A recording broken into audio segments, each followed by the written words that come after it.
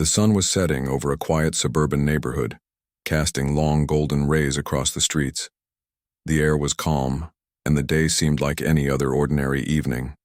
A man in his late 40s sat behind the wheel of a sleek black sedan, driving home after a long day at work. He wasn't just any ordinary citizen.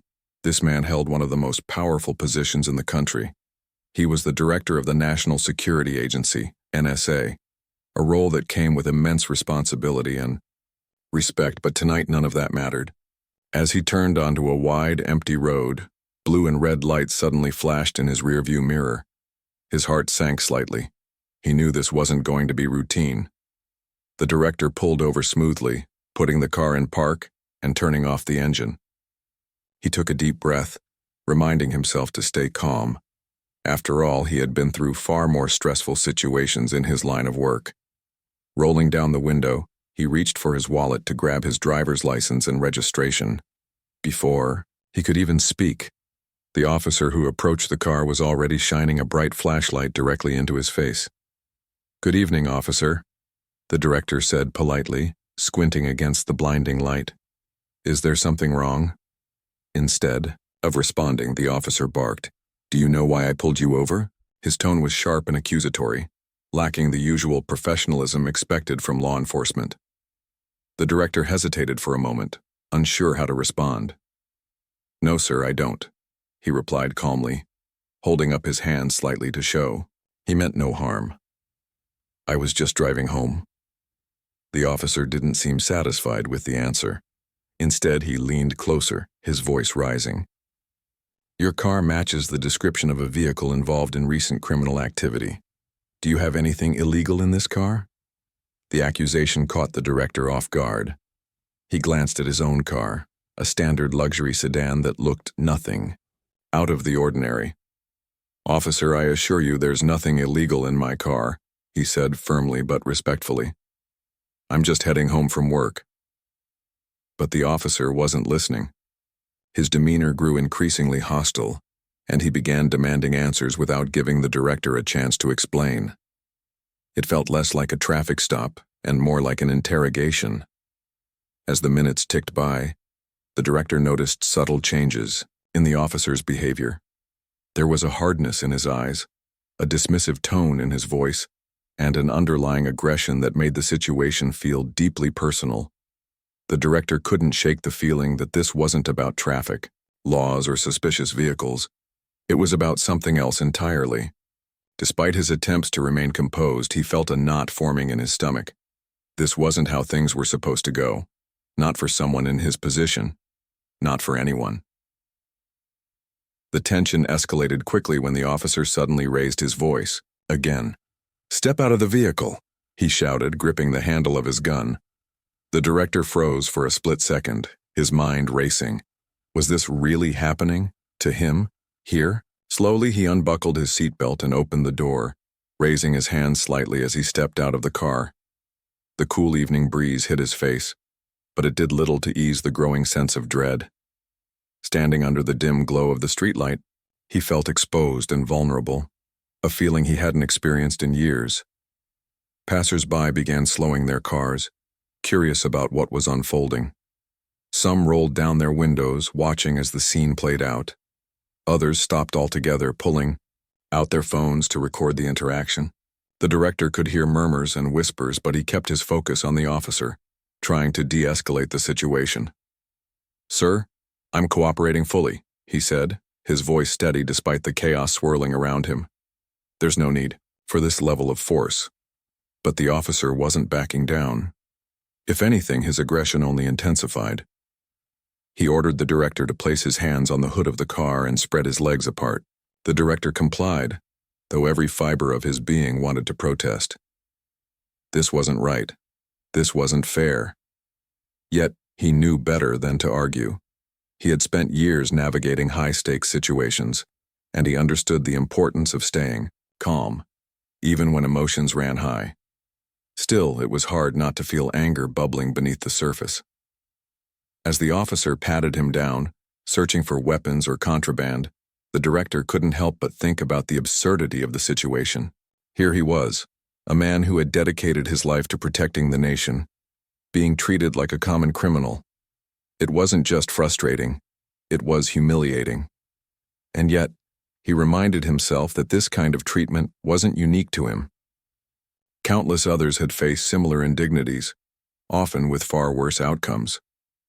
For the first time in a long while, he felt a pang of empathy for those who had been subjected to such injustice. Minutes stretched into what felt like hours. The director stood motionless, his hands still resting on the hood of the car, as the officer continued his search. Every movement felt exaggerated, every command unnecessarily loud. Passers-by continued to watch, some shaking their heads in disbelief, others whispering quietly among themselves. The director tried to block out the noise, focusing instead on finding a way to resolve the situation peacefully. But deep down he knew this wasn't just about him anymore. This was about something bigger, something systemic. Finally, after what seemed like an eternity, the officer stepped back, holstering his weapon. "Get back in your car," he muttered gruffly, handing over the director's license and registration. "And don't let me catch you speeding again." The director nodded silently, climbing back into the driver's seat. As he drove away, his hands trembled slightly on the steering wheel.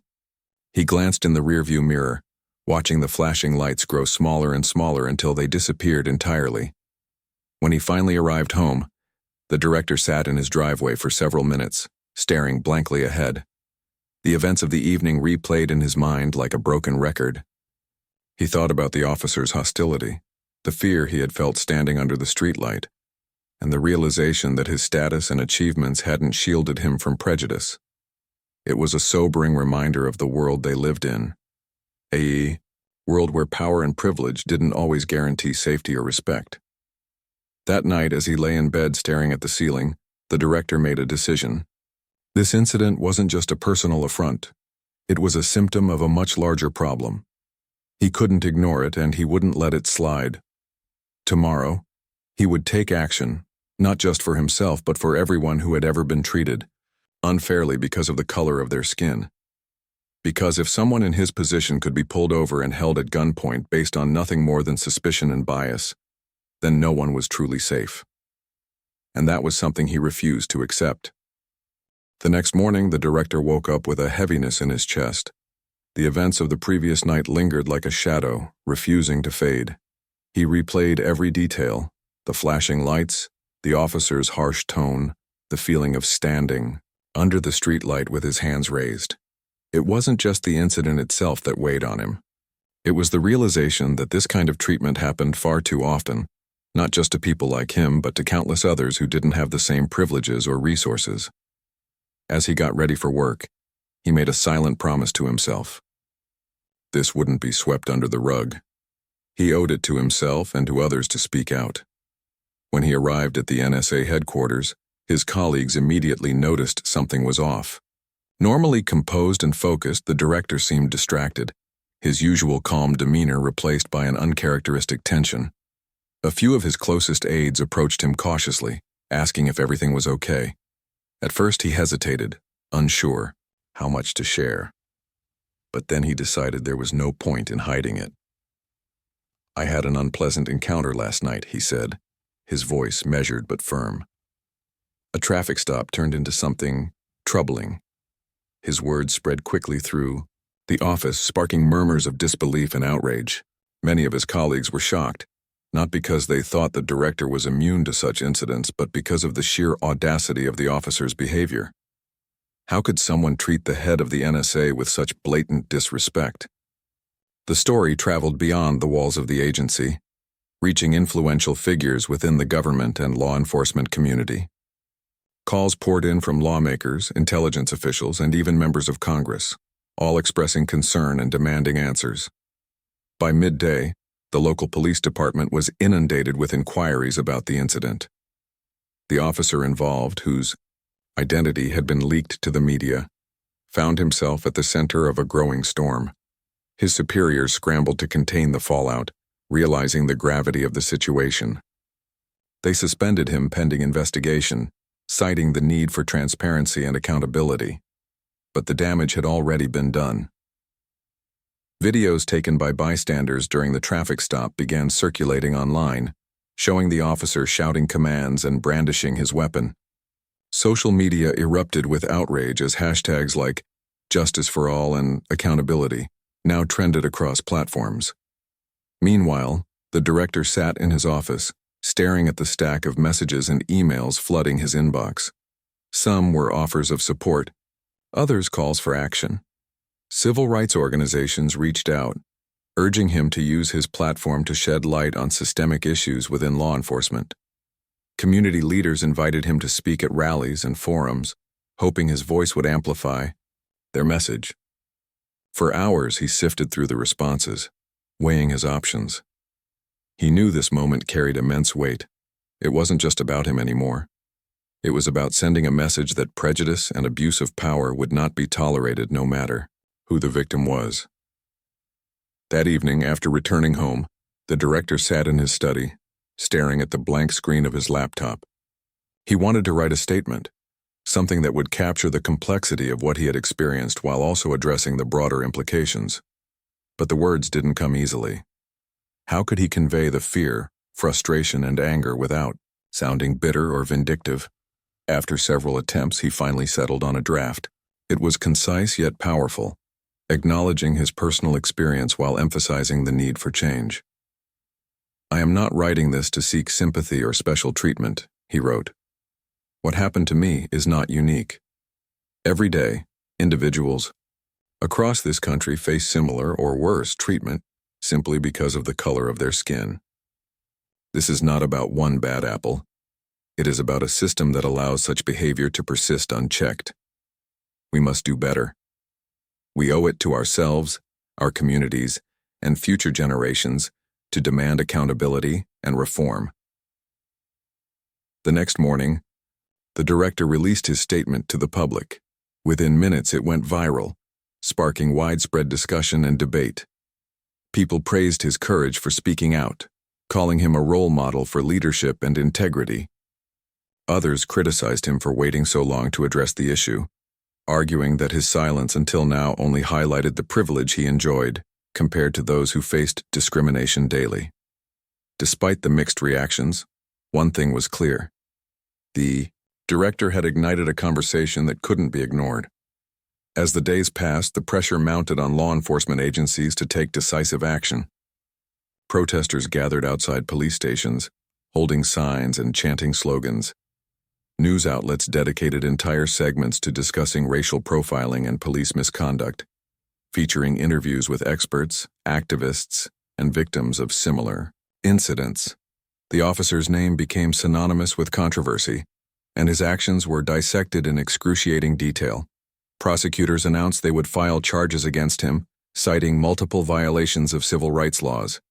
For many, this marked a rare instance of accountability, a small step toward meaningful change. But the director knew that accountability alone wasn't enough. True progress required systemic reform, and he was determined to play a role in making that happen.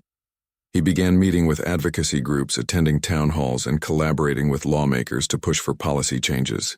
One of his first initiatives was to advocate for mandatory bias training for all law enforcement officers. He argued that understanding implicit biases was crucial for building trust between police and the communities they served. He also called for increased oversight, suggesting the creation of independent review boards to investigate complaints of misconduct.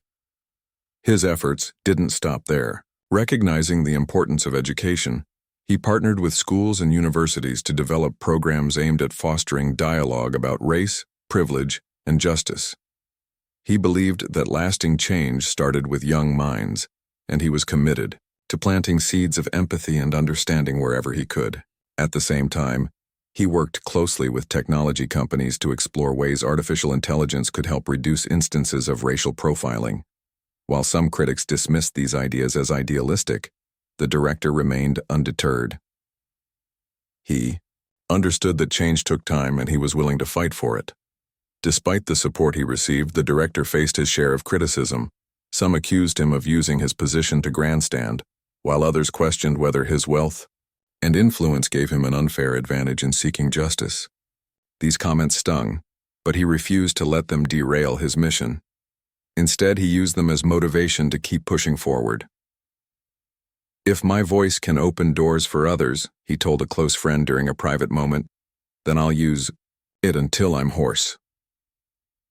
As weeks turned into months, the director's resolve only grew stronger. He attended rallies, delivered speeches, and met with families who had lost loved ones to police violence. Each interaction left a lasting impression on him, deepening his commitment to the cause. He realized that the fight for justice wasn't just about laws and policies. It was about people. It was about ensuring that everyone, regardless of their background, felt safe and valued in their own country. One particularly poignant moment came when he visited a community center in a low-income neighborhood. Dozens of residents gathered to share their stories, each one more heartbreaking than the last. A young mother spoke about being pulled over repeatedly for no reason other than driving a nice car. An elderly man recounted how officers once broke into his home late at night, guns drawn, only to apologize afterward when they realized they had the wrong address. A teenager described being followed around stores simply because of the color of his skin. Listening to these accounts, the director felt a mix of emotions: anger, sadness, and determination. He promised the group that he wouldn't stop fighting until things changed. By the end of the year, the director's advocacy had sparked tangible results. Several states passed legislation requiring stricter oversight of law enforcement agencies. Police departments across the country implemented new training programs designed to combat implicit bias. And perhaps most importantly, conversations about race and justice became part of the national discourse in ways they hadn't been before.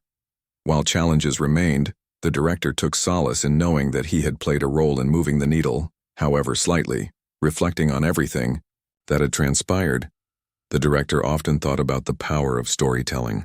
What had begun as a terrifying encounter had transformed into a catalyst for transformation.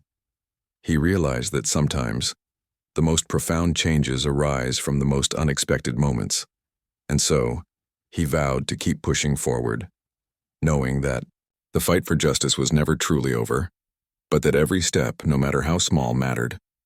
The months following the incident were a whirlwind of activity for the director. His decision to speak out had thrust him into the spotlight, turning him from a behind-the-scenes government official into a public figure advocating for systemic change.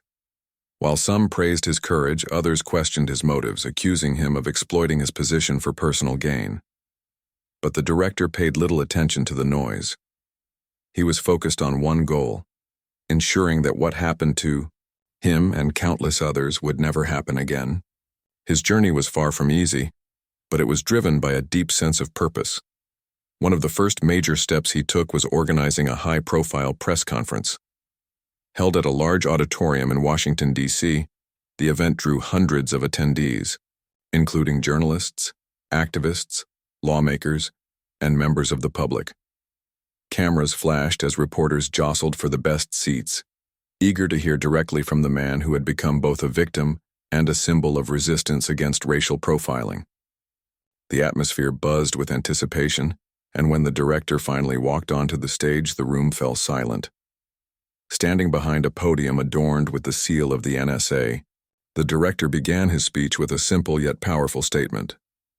"I stand before you today, not as the director of the National Security Agency, but as a citizen, one who has experienced firsthand the pain and fear caused by prejudice."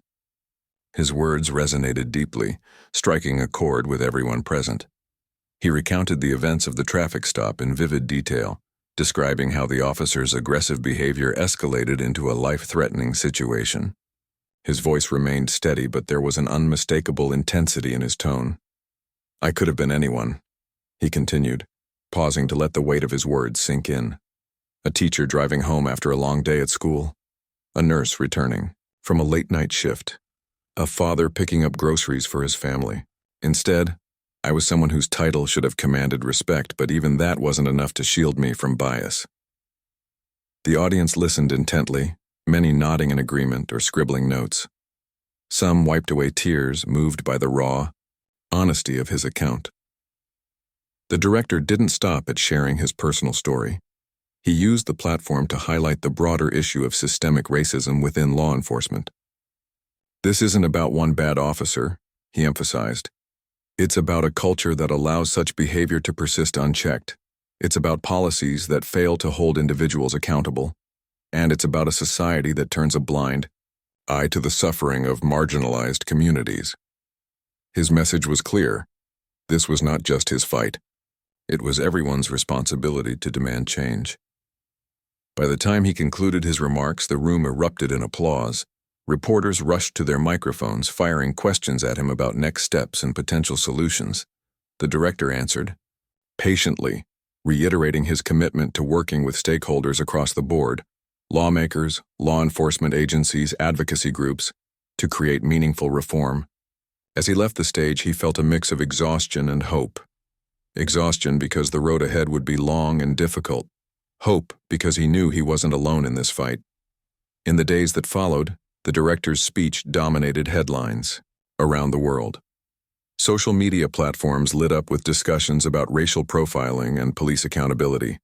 Hashtags like Justice for All and Jadun End Racial Profiling trended globally, sparking debates in living rooms, classrooms, and workplaces. Protesters took to the streets, holding signs that read "Bias-free policing now and accountability starts here." Even celebrities and influencers joined the conversation, amplifying the director's message to millions of followers. But not everyone was supportive. Critics argued that the director's prominence gave him an unfair advantage in seeking justice. If he weren't the NSA director, would we even be talking about this? One commentator wrote sarcastically. Others dismissed his efforts as performative activism, claiming he was using the incident to boost his image.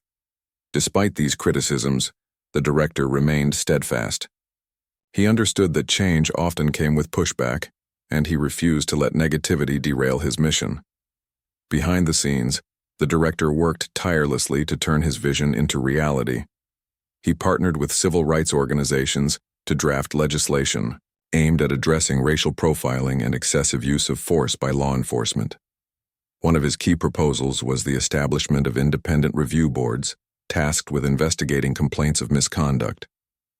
These boards, he argued, would provide much-needed oversight and help rebuild trust between police departments and the communities they served. He also advocated for mandatory bias training programs, emphasizing the importance of educating officers about implicit biases and cultural sensitivity. His efforts extended beyond policy changes. Recognizing the power of education, the director launched initiatives to engage young people in conversations about race and justice. He visited schools and universities, delivering talks and hosting workshops designed to foster empathy and understanding. During one particularly memorable visit to a high school in a predominantly black neighborhood, a student asked him, "Do you think things will ever really change?" The director paused, considering the question carefully. "Change is slow," he admitted. "But it starts with us, not waiting for someone else to fix the problem, but taking action ourselves. Every voice matters. Every effort counts. So yes, I believe things can change, but only if we work together." The director's advocacy also caught the attention of influential figures in the tech industry. Inspired by his call for innovation, several companies approached him with ideas for using technology to combat racial profiling. One proposal involved developing algorithms to analyze police body cam footage, identifying patterns of discriminatory behavior. Another suggested creating apps that allowed citizens to report incidents of bias anonymously. While some skeptics raised concerns about privacy and data security, the director saw potential in these ideas and encouraged further exploration. As momentum grew, so did the backlash. The officer involved in the traffic stop became a polarizing figure, with supporters defending his actions and critics calling for harsher penalties. Facing mounting pressure, prosecutors announced they would file additional charges against him, citing evidence of past misconduct. Meanwhile, the officer's colleagues began speaking out, revealing troubling details about his history of discriminatory behavior. Former partners described how he frequently targeted minority drivers during routine patrols, often fabricating reasons to justify stops. These revelations fueled calls for broader investigations into the department's practices. Despite the growing scrutiny, the director remained focused on his mission. He traveled extensively, meeting with community leaders and attending rallies to listen to their concerns. Each interaction reinforced his belief that lasting change required collaboration and empathy. At one rally in a bustling city square, a woman approached him with tears in her eyes. "Thank you for standing up," she said softly. "For too long, we've been told our voices don't matter, but seeing someone like you fight for us, it gives us hope." Her words stayed with him long after the rally ended. They reminded him why he had chosen to step into the spotlight, despite the risks and challenges. This wasn't about titles or accolades. It was about making a difference. It was about ensuring that no one, regardless of their background, had to endure the humiliation and fear he had experienced that night. By the end of the year, the director's advocacy had yielded tangible results. Several states passed landmark legislation requiring stricter oversight of law enforcement agencies. Police departments across the country adopted new training programs designed to address implicit bias and promote de-escalation techniques. Independent review boards were established in multiple cities, providing a mechanism for accountability. And perhaps most importantly, conversations about race and justice became part of the national discourse in ways they hadn't been before. Reflecting on the progress made, the director felt a sense of cautious optimism. He knew the work was far from over. There were still entrenched systems to dismantle and hearts and minds to change. But he also recognized the power of collective action.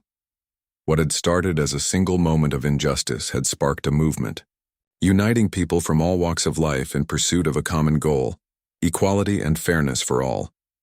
As he sat in his study one quiet evening, reviewing notes for an upcoming speech, the director allowed himself a rare moment of reflection. He thought about the countless individuals who had inspired him along the way, the activists who had dedicated their lives to fighting for justice, the families who had shared their stories of loss and resilience, the young people who dared to dream of a better future. Their courage reminded him that change was possible, even in the face of seemingly insurmountable odds. With renewed determination, he turned back to his notes, jotting down ideas for the next phase of his campaign. The road ahead would be long and challenging, but he was ready, because every step, no matter how small, brought them closer to a world where justice truly belonged to everyone. The trial of the officer involved in the traffic stop began 6 months after the incident, drawing national attention. It wasn't just a legal proceeding, it was a spectacle that gripped the country. The courtroom was packed with journalists, scribbling notes, activists holding banners, and ordinary citizens eager to witness whether justice would finally prevail. Cameras were banned inside the courtroom, but live updates streamed across news channels, keeping millions glued to their screens. For many, this trial represented more than one man's fate. It symbolized the possibility of accountability in a system often criticized for protecting its own. The prosecution team, led by a seasoned district attorney known for her relentless pursuit of justice, presented a compelling case. They argued that the officer's actions went far beyond a simple traffic violation. This was not about enforcing the law, she said during her opening statement. It was about targeting an individual based on race and wielding authority in a way that endangered his life. She painted a vivid picture of the events, using video footage captured by bystanders as evidence. The clips showed the director standing under the streetlight, hands raised as the officer shouted commands and brandished his weapon.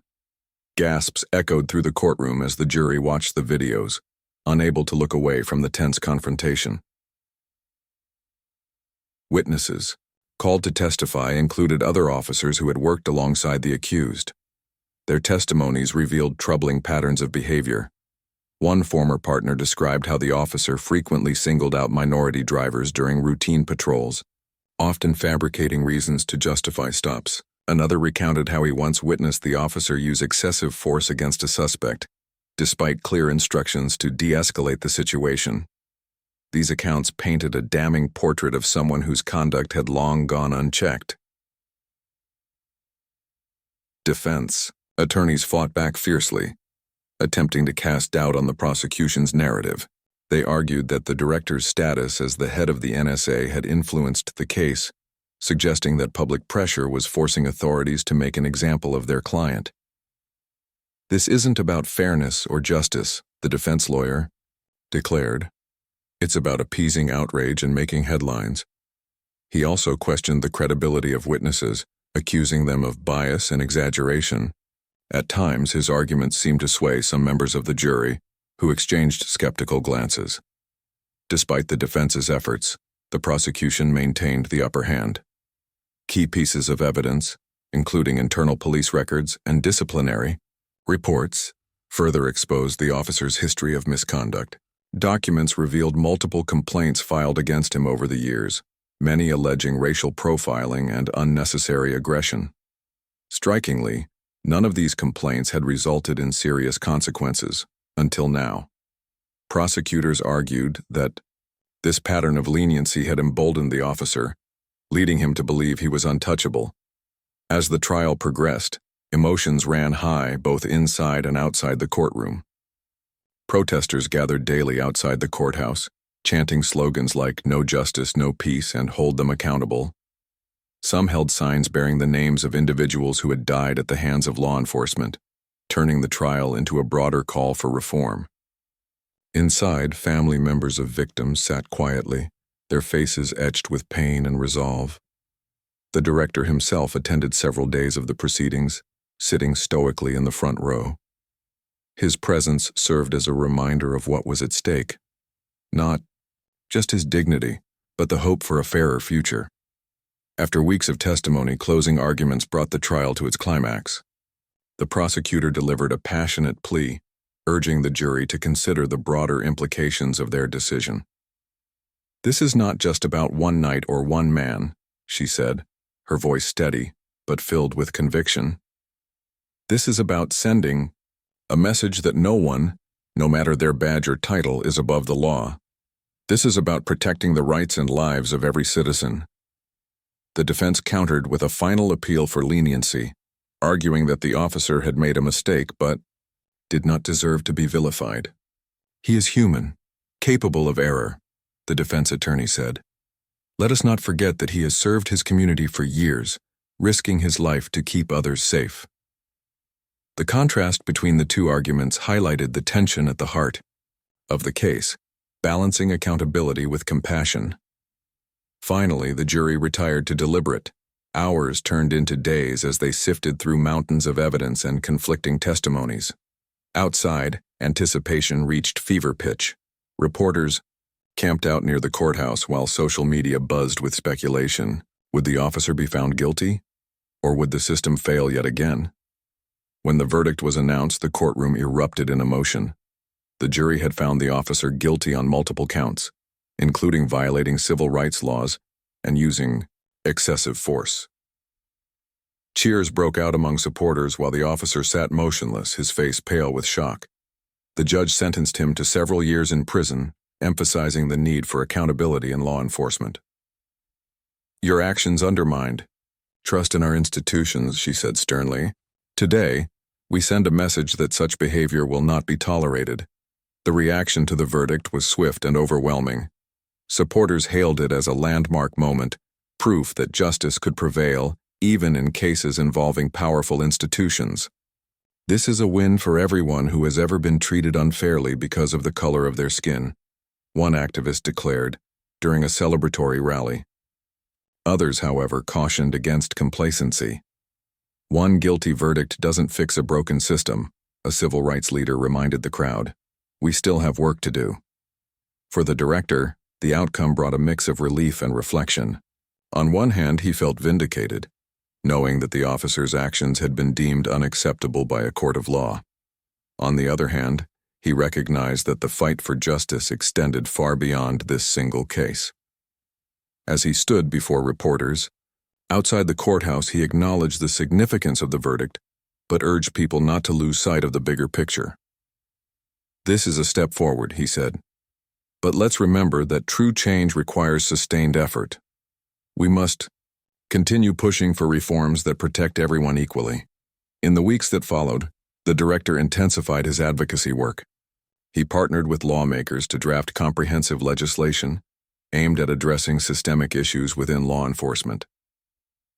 One proposal focused on increasing transparency by requiring all police departments to publish detailed reports on use of force, incidents. Another sought to establish federal standards for training programs, ensuring that officers received consistent education on topics like implicit bias and cultural sensitivity. He also advocated for increased funding for independent review boards, empowering them to investigate complaints without fear of retaliation. His efforts weren't limited to policy changes. Recognizing the importance of storytelling, he collaborated with filmmakers to produce a documentary about his experience. The film combined personal interviews with expert analysis, offering viewers a deeper understanding of the challenges faced by marginalized communities. Screenings were held nationwide, sparking conversations in schools, churches, and community centers. Audiences left inspired, armed with new perspectives and a renewed commitment to action. Meanwhile, the director continued traveling across the country, meeting with grassroots organizations and listening to their concerns. During one visit to a small town in the Midwest, he joined a group of teenagers working to combat racial profiling in their local school district. They shared stories of being profiled by teachers and administrators, describing how it affected their mental health and academic performance.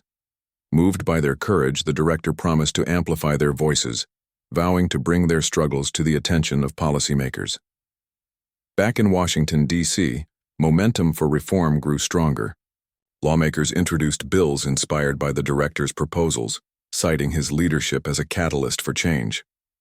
Public support remained high, with petitions and campaigns urging Congress to act. Even opponents of reform found themselves under increasing pressure to reconsider their positions. Slowly but surely, progress began to take shape. Still, the director knew better than to celebrate prematurely. He understood that systemic change required patience and persistence. Each victory, no matter how small, came with setbacks and challenges. Yet he refused to give up. Every speech, every meeting, every partnership brought them closer to a world where justice truly belonged to everyone. As he reflected on the journey so far, the director often thought about the power of resilience. What had started as a terrifying encounter had transformed into a movement, uniting people from all walks of life in pursuit of a common goal.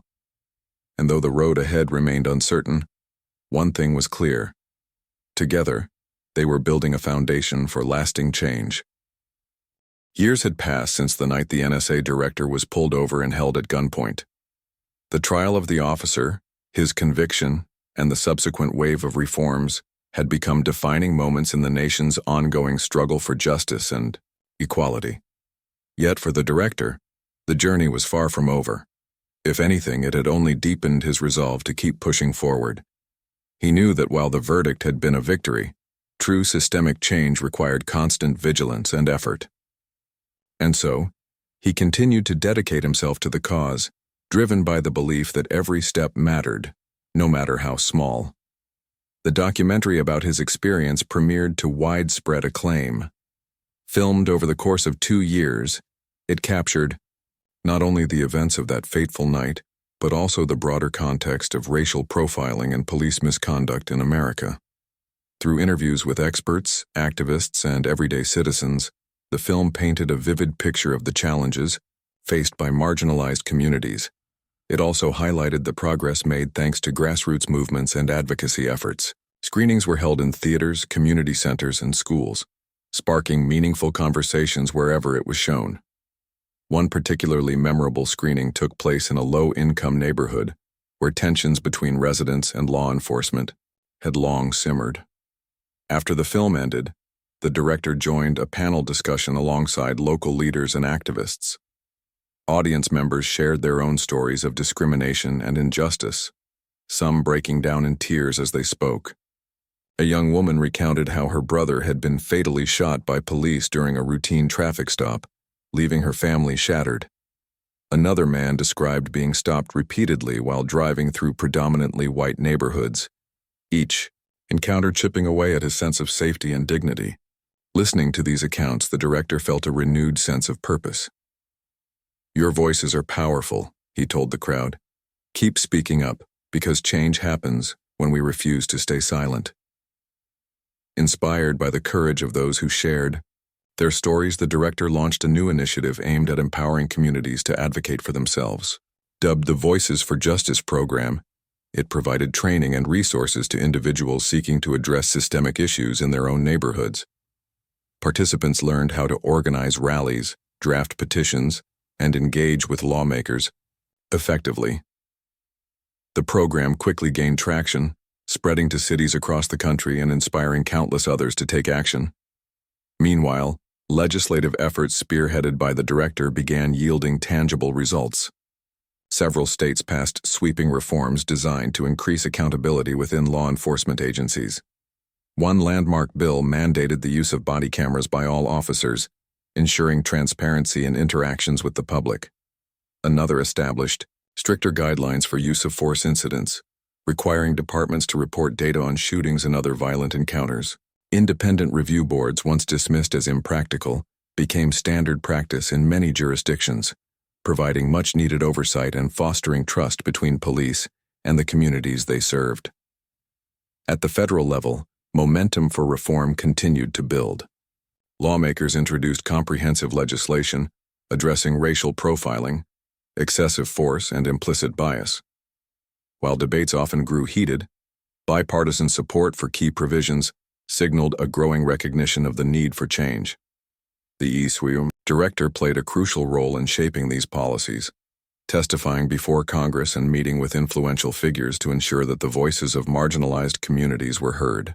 His presence in the halls of power served as a reminder that this was not just a political issue, it was a deeply personal one. Despite the progress made, challenges remained. Critics argued that reforms were moving too slowly, pointing to ongoing incidents of police violence as evidence that more needed to be done.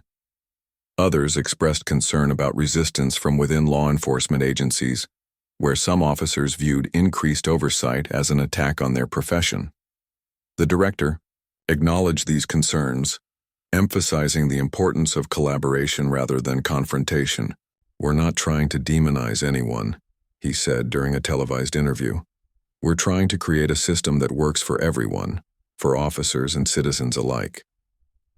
To bridge the gap between law enforcement and the communities they served, the director championed programs focused on building relationships and fostering mutual understanding.